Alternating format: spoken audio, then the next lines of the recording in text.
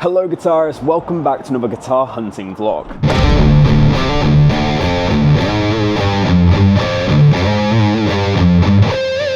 Today I'm going to be making the trip down to Jordan's Guitars in Leicester. And of course, just like we do in all these guitar hunting vlogs, we're going to check out all the guitars that they have in stock. So I'm very excited for this one, so let's hit the road and get to Leicester.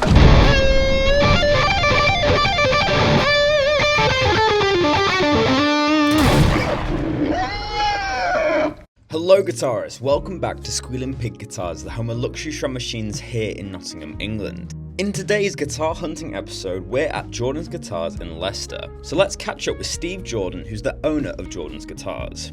So, I've just arrived here at Jordan's Guitars. Here's Steve, the owner, right, of Jordan's Guitars? Correct. Nice one. And obviously today we'll be playing lots of fun guitars. But before we start, I thought it'd be good to hear a little bit from Steve about his journey, obviously selling guitars, but also kind of creating a guitar shop in this modern era. So if you'd like to give us a bit of a rundown of what you've been up to, that'd be great. Yeah, I mean, I've been personally gigging and playing guitar since I was 15, so about 30 years. About 10 years ago, got into kind of dealing in a few guitars, and then that expanded into being a business fairly quickly, and Jordan Guitars has been operating under the name of Jordan Guitars for about 5 years. Based in Leicester, we deal only in pre-owned. It's one of the biggest pre-owned collections in the UK, so we typically got about 300 guitars in stock. So I've got one more question before we get started today. Obviously I'm very excited to get into the guitars. Have you ever bought a guitar that you just couldn't sell, that you had to keep, or have you always sold? Yeah, so we'll probably get about 1,000 guitars in a year. Wow. And I'm getting really good at not keeping stuff for myself. But normally around one a year will come in, and yeah, it'll be just like, I can't get rid of that. There's the guitars that I gig with. I play in 3 bands, and like, you can't see it on camera, but there's a 72 Strat on the wall, which came in about a year ago, and it looks like it's been in a bonfire. But it's such a cool guitar, and I just absolutely fell in love with it. And the moment the guy handed it over to me, I was like, yeah, well, that's clearly not going to go anywhere. And Thank you for speaking with us. Pleasure. We'll get on and play some guitars. Cool, let's do it. Nice. So guys, we're here at Jordan's Guitars. We've got the first guitar that we're looking at in today's episode, and this is a beautiful 2021 Murphy Lab Johnny Winters Firebird. It's in Polaris white, and it's a Firebird 5 1964 spec. So let's hear it. We're playing through the Hughes and Kettner today. It's running into a 212 cabinet with V30s? Celestine V30s. Yeah, perfect.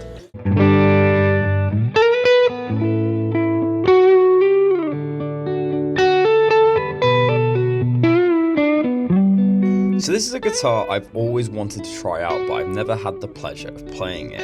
It's something about the Murphy Lab white finish on this Firebird that's so striking. It's such a classic looking design, and it almost reminds me a little bit of the Slash Firebird that they released, but I was really impressed with the way that this one played. So on the neck pickup, obviously we're running kind of like a clean to crunchy tone. Get a really nice blues tone, but you can hear how kind of bright and twangy a Firebird is. It's got a really cool sound to it.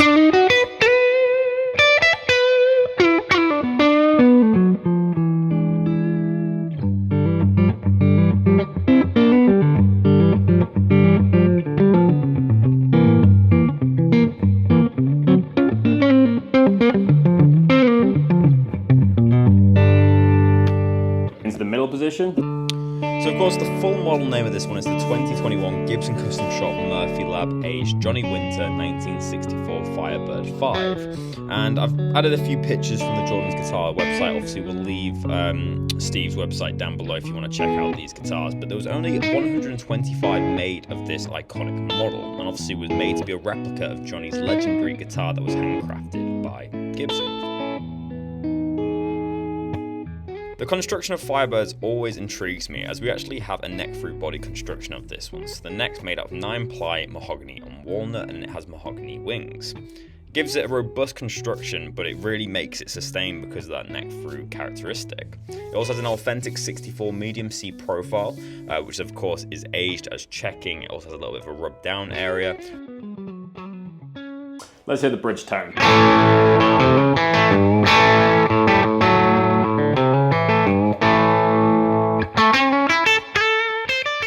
ultimately, this guitar had a very unique sound, and for me now with, the guitars that I choose to play, I'm always looking for a guitar that has a unique voice and has its own characteristic, and I'd really recommend playing a Firebird if you haven't already. They're really versatile guitars.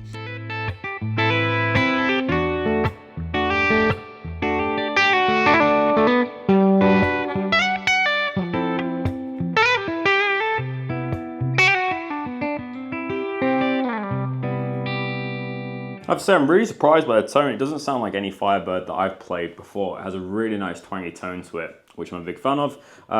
Should we do some heavier tones? Yeah. So now we're on the heavy gain channel. Let's hear the bridge pickup. In today's episode, I'm going to be rating each and every guitar that I play. This guitar gets an 8.5 out of 10.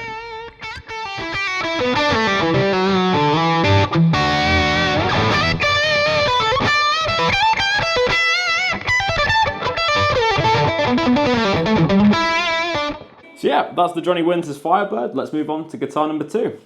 So strap yourselves in for a shreddy ride because we've got a Zakk Wylde signature Gibson Les Paul Bullseye. I can't wait. Let's go.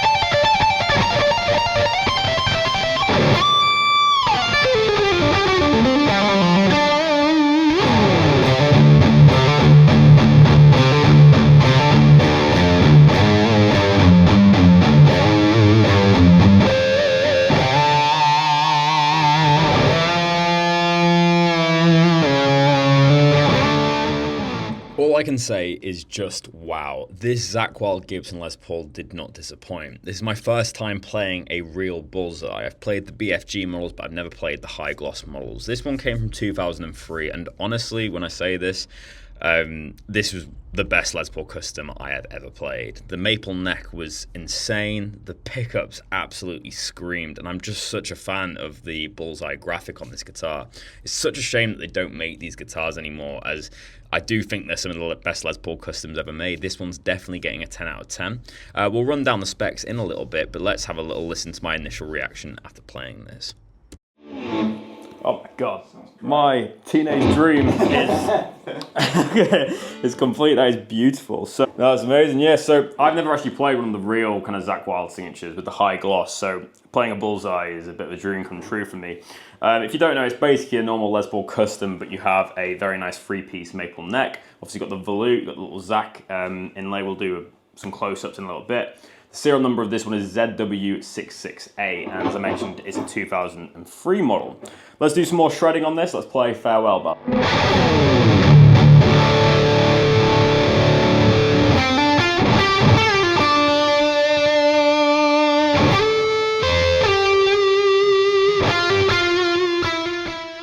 One thing that Steve mentioned, which I thought was a very interesting point, is that this guitar was in incredible condition. You tend to find that white Gibsons don't age very well. Typically people put them on stands that will burn the nitro, or they just age weirdly because of lighting conditions. It's the same for the buckethead signature.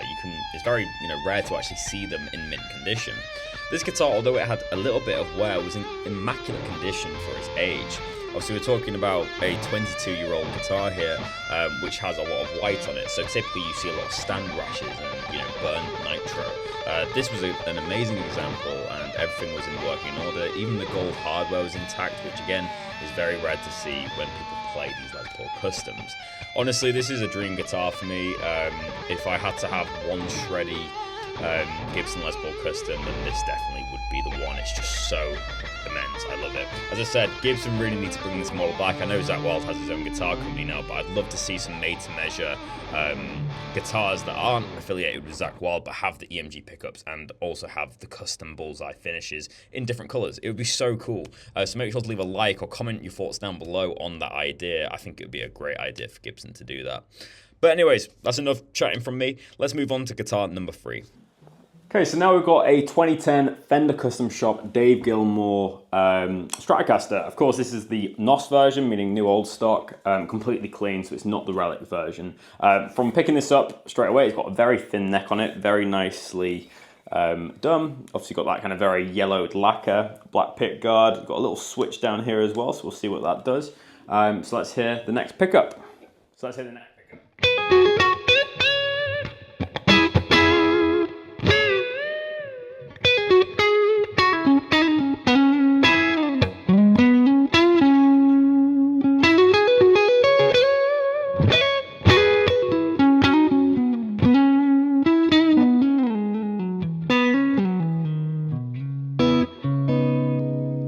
So if I'm being completely honest, I was slightly disappointed by this guitar. I've been a massive fan of the Dave Gilmour Strat. I think it's one of the nicest looking Strats that Fender make, especially the Relict one. Obviously this is the NOS one, so it's completely clean.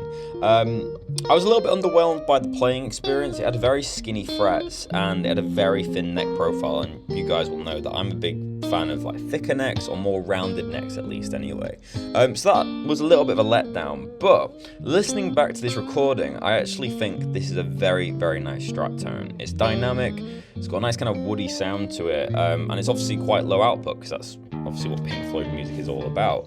So I'd actually say I'm very impressed with the way that this guitar sounds. I just wasn't too big of a fan of the way it played, but if you're into like slimmer necks and smaller frets, then this could be a great guitar for you. But ultimately, this Strat wasn't the best in my opinion, so I am going to give it a 5.2 out of 10. So yeah, it just feels like a classic Strat. It's got quite small frets on it, but and a very thin neck. So if that's kind of what you're after, then it's a great Stratocaster. For me, it's a little bit too thin on the neck, but I just am in love with the way that the Gilmour Strat looks. I know when I was younger, I always wanted one because I just thought black pickguard, black finish, it's a really cool look. But yeah, sounds great through the Hughes and Kettner. What does the switch actually do? It brings in the neck pickup.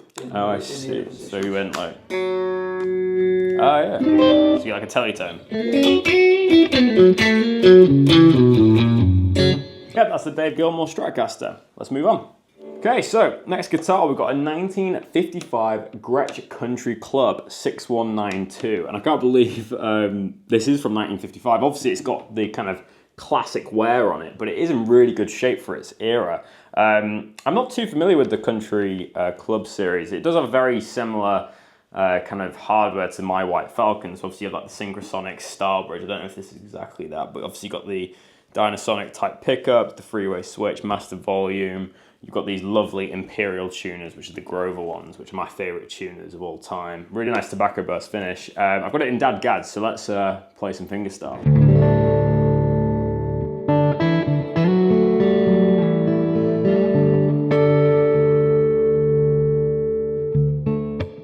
So when we talk about guitars that have character, this one had buckets full. It was such a cool vintage example from Gretsch. Obviously, I've never played a Country Club, I think the model's called. It's an interesting model indeed.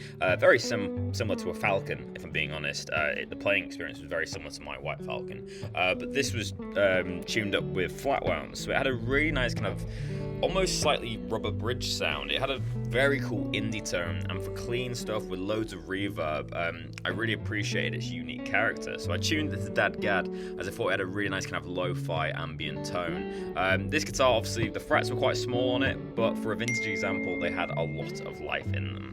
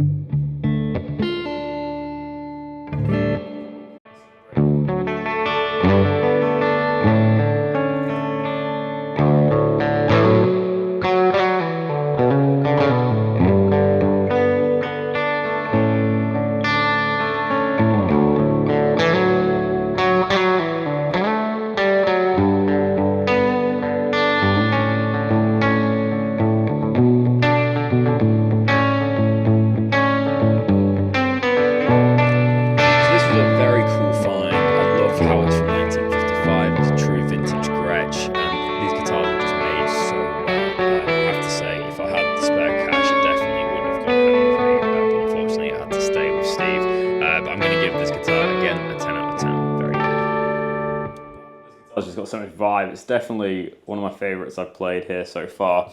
Got some really interesting checking here as well, how it kind of cascades out of the pickup switch. It's really cool. Let's do one more song on here before finishing up.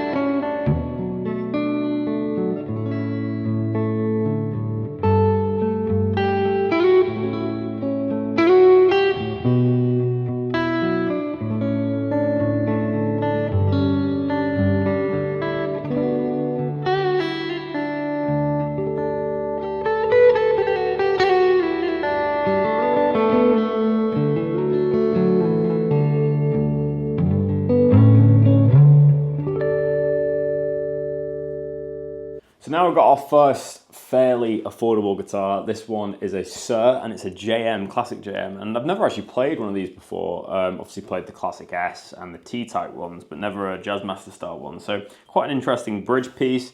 Obviously satin neck. Let's hear what it sounds like.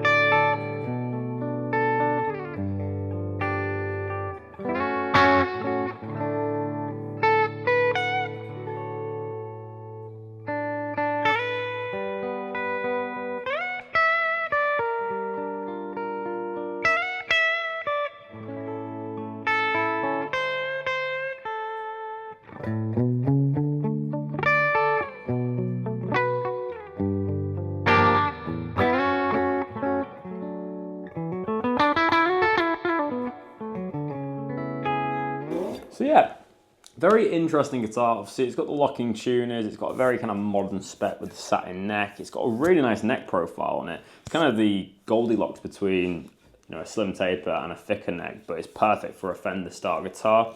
These pickups sound great. Obviously it's just kind of a bare bones, you know, oddity essentially. You know, it's a kind of a cross between a couple of different guitars, but if you're looking for something a little bit different, I'd recommend this guitar as a clean guitar. Sounds great. Should we put it on the distortion just to one more time? How heavy do you want to go? We'll go heavy, we'll go heavy. Heavy. Yeah.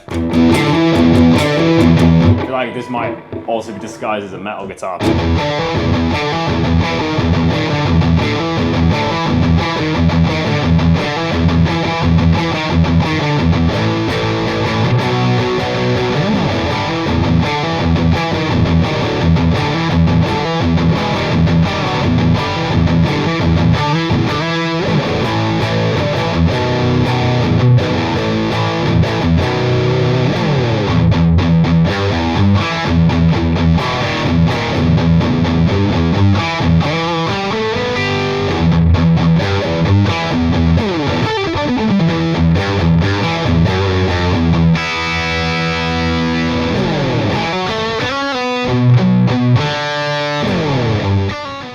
So I definitely got the vibe of this guitar wrong initially. I thought it was going to be a clean guitar, but as soon as we put on that heavy distortion tone on the high gain channel of the Hughes & Kettner, this guitar absolutely roared. So for a rock and metal guitar, I'm going to give it a 7 out of 10, but for a clean guitar, it would be a lower rating. But obviously, this guitar absolutely screamed on the high gain channel. So yeah, that's the rating.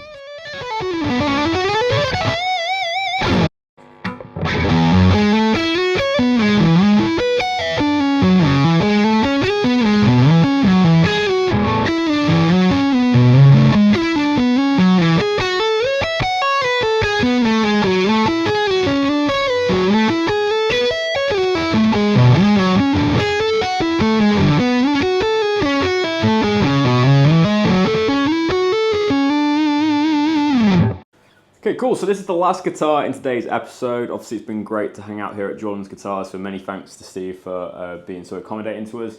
This is a 1977 Gibson Les Paul Custom in Alpine White, very similar to the Randy Rose one, so I'm sure you can already anticipate what we're going to play on this one. We've got the Hughes & Kettner set up very, very hot. Let's play the bridge pickup.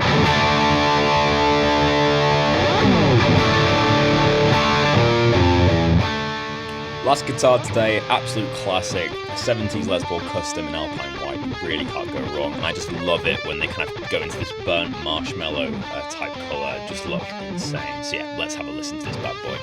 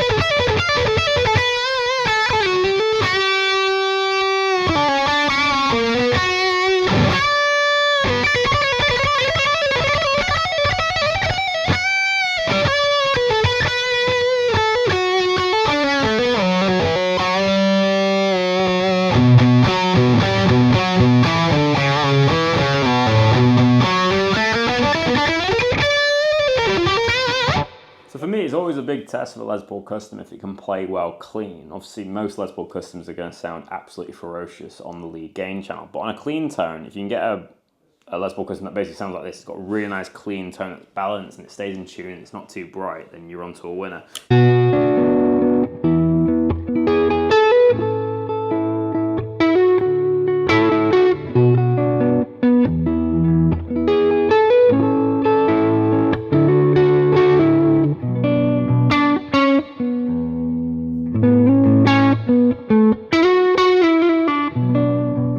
So what I find quite often is that Les Paul Customs absolutely scream on the high gain channel, and they always sound amazing. But when you clean them down, sometimes they lose a little bit of character. But this guitar had an awesome clean tone, and really that's what you're looking for with Les Paul, something that can do everything. So it was very versatile indeed. These pickups had a really nice voice, not too overpowered. It was a great 70s custom.